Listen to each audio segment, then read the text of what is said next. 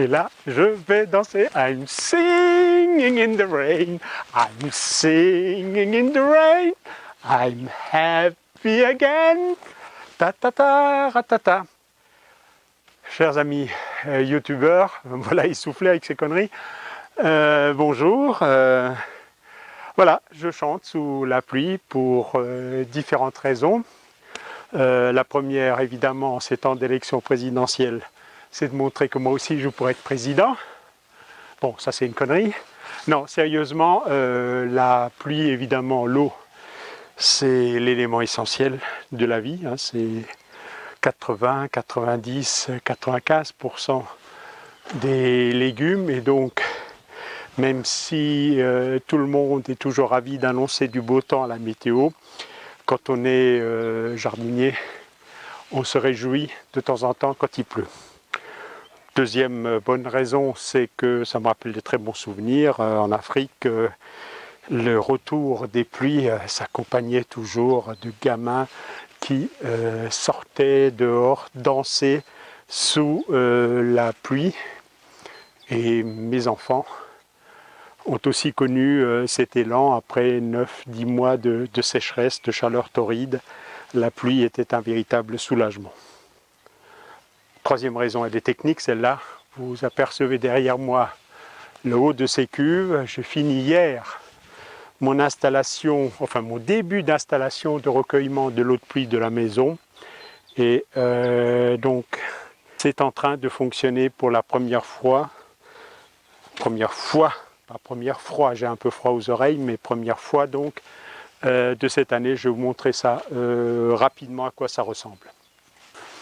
Alors très rapidement, voilà donc le système, hein, le conduit qui descend de la gouttière avec ce système qui comporte aussi un filtre qui dévie l'eau dans cette conduite, sans d'eau bouchée, qui ne le conduit était en place avant. Se rajoute un peu plus loin le deuxième boîtier qui capte la deuxième moitié de l'eau. Et puis le tout étant dévié vers les cuves. Donc voilà un peu plus en détail hein, ce boîtier. Donc il faut sectionner les conduites. J'ai déplacé le coude et donc mis en place ce boîtier. La conduite qui vient de l'autre descente et ici donc le T et le tout qui file vers les cuves. Donc voilà dans mon dos les 4 cuves qui sont déjà en place et alimentées par la conduite. J'ai prévu de mettre 3 rangées de 4 cuves, chacune contenant 1 mètre cube, donc 1000 litres. Donc voilà la première rangée de 4 cuves. Comme vous le voyez, j'ai entaillé cette pente de façon à pouvoir les rentrer un tout petit peu, garder le maximum de hauteur puisque cela me permettra d'alimenter le potager qui est en contrebas par simple gravité sans pomper. Donc c'est calculé pour que j'ai juste assez de pente pour que l'eau de pluie s'écoule dans le haut de ces cuves.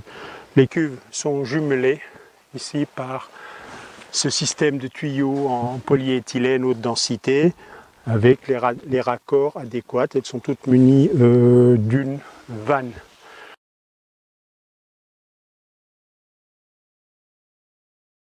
Pour information, ce type de cuve se trouve chez nous livré, quand on en achète une certaine quantité, livré 50 € pièce. On voit donc là très bien la différence de pente que j'exploite donc pour mettre en place ce système d'écoulement gravitaire, hein, donc en utilisant la différence de niveau, ce qu'on appelle la gravité. Alors à l'origine, je voulais réaliser une petite dalle béton et en fait j'ai simplement posé ces bordurettes hein, qui font donc des petites dalles bétonnées. C'est ce qu'il y a de moins cher au mètre linéaire, 1,20 € la pièce. Et ce qui me permet d'avoir donc une assise particulièrement stable pour les cubes, de façon à ce qu'elles soient vraiment de niveau pour ne pas perdre, quand vous avez une grande longueur comme ça, s'il y a une différence de niveau d'une dizaine de centimètres entre la première et la dernière déborde alors que la première n'est pas pleine. Donc là, c'est vraiment réglé à sans doute un demi-centimètre ou 1 centimètre près. Voilà donc ce système, et donc il y aura 2 autres rangées de 4 cuves qui vont se rajouter.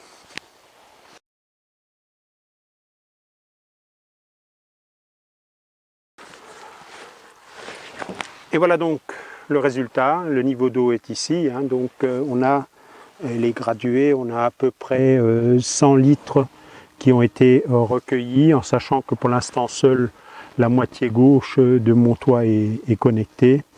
Il faut que je fasse encore le raccordement de la partie droite, et seule cette première cuve est alimentée. J'ouvrirai la vanne ensuite pour voir si tous mes raccords sont étanches, mais en mon absence, je ne voulais pas laisser ouvert avec le risque de perdre une partie de l'eau. Voilà donc ce qui a provoqué cet enchantement temporaire.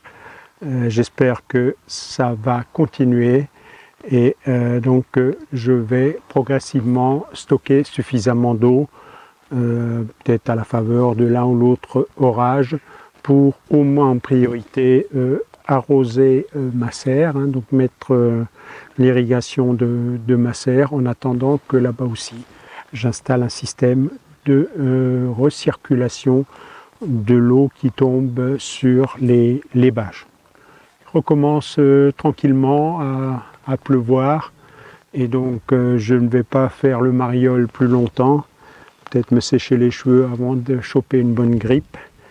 J'ai déjà les mains un peu engourdies, mais bon, ça c'est aussi lié à l'action des bêta-bloquants, hein, qui diminuent la pression artérielle, et donc j'ai classiquement un peu froid au bout des mains et au bout des pieds. Voilà, donc petit clin d'œil de cette fin de quinquennat, et à une prochaine.